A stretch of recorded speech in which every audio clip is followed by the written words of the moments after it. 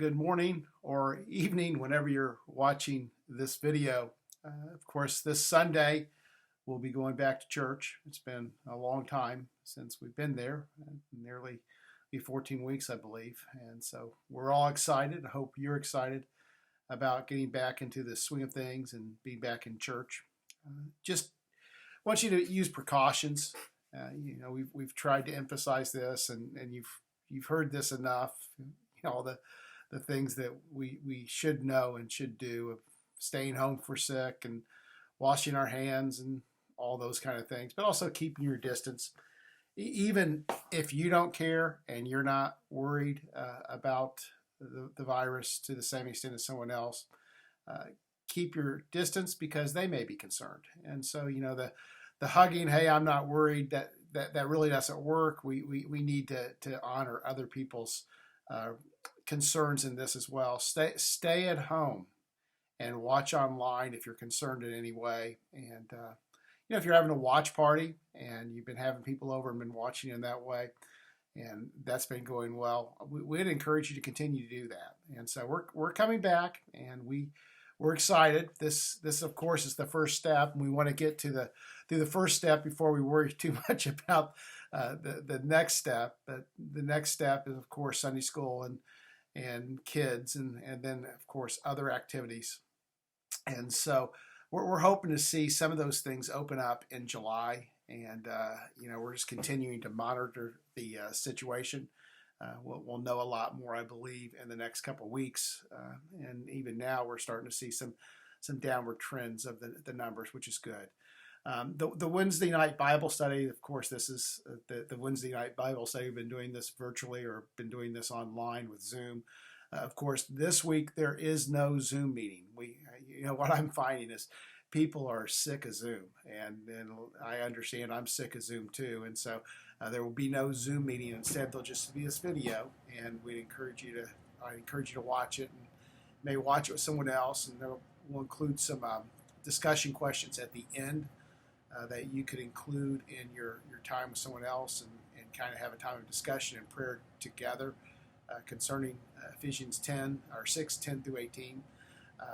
It's difficult to know what to do on the Wednesday night. It's a priority to me, but it's not the same level of priority as our Sunday school and our kids' activities. And so, and I understand summer times are always a little bit difficult for our Wednesday night small group gathering, prayer gathering, because of the time. It's 7 o'clock or 6 o'clock on a weekday evening, and so many times people are gone or people are doing other things, and I completely understand that.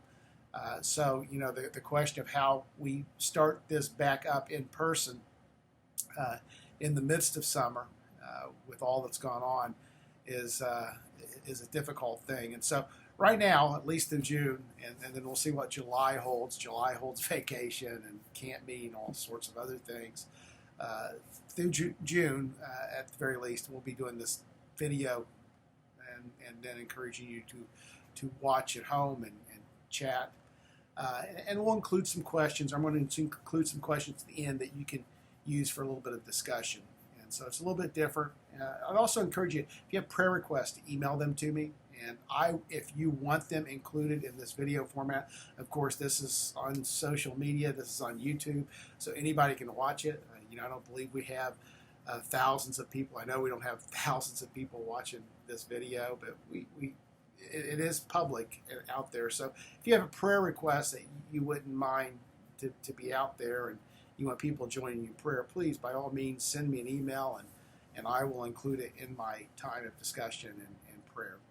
And so we're continuing in Ephesians 6:10 through 18, and let's look at this again. For our struggle is not against flesh and blood, but against the rulers, against the authorities, against the powers of this dark world, and against the spiritual forces of evil in the heavenly realms. Stand firm then with the belt of truth buckled around your waist, and with the breastplate of righteousness in place, and with your feet fitted with the readiness that comes from the gospel of peace. In addition to all this, take up the shield of faith with which you can extinguish all the flaming arrows of the evil one. Take the helmet of salvation and the sword of the Spirit, which is the Word of God. And so we've been focusing on these weapons or these tools of battle. And so we've talked about the belt of truth, and this it begins with the belt, and then we've talked about the breastplate of righteousness last week. And so this week we're going to talk about with the shoes, or your feet fitted with the readiness that comes with the gospel of peace. So after the breastplate, that's where we move. There's a level of protection with footwear. We don't always think about footwear as so important for protection. Several years ago, I was on a work and witness trip, and we decided in an impromptu manner to climb Agua, which is a volcano in Guatemala City, or outside of Guatemala City. And so as a group, we climbed this. Well, I was in my sandals, and this was not a small mountain. I think it was close to 6,000 feet. Now, I don't think we started at that low of an elevation, but still climbing that peak in sandals was not good, and I about killed myself trying to climb that volcano in sandals. Shoes matter, and we need to have when he's talking about feet fitted, he's talking about how important shoes are for an army. In World War I, probably 75,000 British soldiers were killed because of trench foot, which meant that they had shoes that could not keep their feet dry. Trench foot probably kept Napoleon from winning his wars. And so wars have been decided by inadequate footwear. For one of a knell, the shoe was lost. For one of a shoe, the horse was lost. For one of a horse, the rider was lost. For one of the rider, the message was lost. For one of the message, the battle was lost. For one of the kingdom, the kingdom was lost. And all for the want of a horseshoe knell. Now, of course, we're talking about people shoes, our shoes. But I think this is a reminder, or should be a reminder, that little things matter.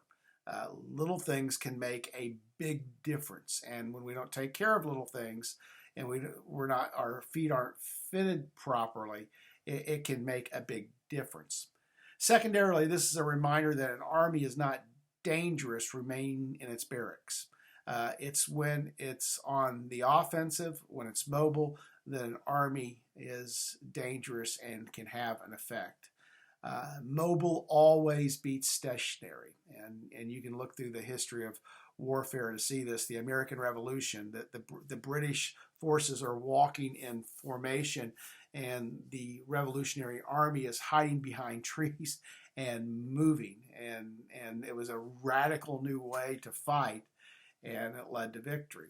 In the Civil War, Lee most likely lost at Gettysburg because of the delay of Stuart's cavalry. In other words, the mobile part of his army was unavailable to him. In World War II, the German Blitzkrieg, as it moved through France and Poland, that the quickness of that war and the quickness of their movement was the cause of their rapid victory. And then as we moved into the modern age and jets and the higher and the faster, mobile always beats stationary. And so an army isn't dangerous sitting in the barracks.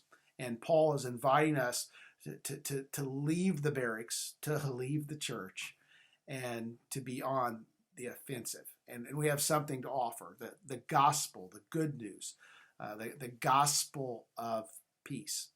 Now we really can't understand this ideal, the gospel of peace, without considering the Roman Empire. The Roman Empire would come into a place with the Pax Romana, the peace of Rome, and they would use a very similar phrase, that the good news of the peace of Rome, the good news of the kingdom of Rome, the gospel, that's what gospel is good news, the gospel of the peace of the kingdom of Rome. And Jesus arrives on the scene, and Jesus uses the same language that the Romans are using, except he's not using it about the Roman kingdom, he's using it about his Father's kingdom, God's kingdom. And Jesus talks about the good news of God's kingdom. God's kingdom has come, and it has brought real peace. Now the peace that Jesus brings is not the same peace that the Roman Empire brought. The Roman Empire would come into a country, would come into an area, and they would defeat, they would conquer, they would use force to drive out all opposing views and opposing powers, and then they would enforce this level of peace, this level of supremacy of Rome controlling everything. And in this there was peace, because all the unrest, all the disputes, all the debate was gone. And so they were saying, here is the good news of peace. We're not going to have any more struggles or civil wars. There's going to be the peace that Rome has brought by force. And Jesus arrives on the scene and says, no, here is the peace of God. And the peace of God's kingdom does not come by force, and it does not come by overcoming with power, but it comes through grace and love and submission and sacrifice. And so when we use this phrase, we are saying that we have the good news of peace, wholeness. You can't get away from this word peace without thinking of the ideal of the Hebrew word shalom, which means wholeness and life and truth and reality and holiness. All these things are rolled into this ideal of peace. And these things do not come with force like Rome, but through love and sacrifice and submission. And so as we consider that little passage of Scripture, there's just a couple of questions that I thought would be good to ponder, maybe just on your own, or maybe with someone else that you trust. What small thing is keeping you from doing big things? What little thing in your life is hindering you from accomplishing much bigger things? In what areas of your life are you fighting the spiritual battle with the wrong weapons? And the easy example is hate is never overcome with hate. And it's so easy to respond in kind. In other words, respond in the same way someone is responding to you. And we will never prevail. We will never win the battle as God has called us to win the battle by using the weapons of the enemy. And so what area, are there areas in your life where the battle is being waged and you're just responding in kind? And then the final question is this: are you mobile, or are you sitting on the sidelines? Well, I hope you have a great day, and that's all I have for us today, and we'll talk soon. Hopefully I'll see many of you Sunday morning. God bless.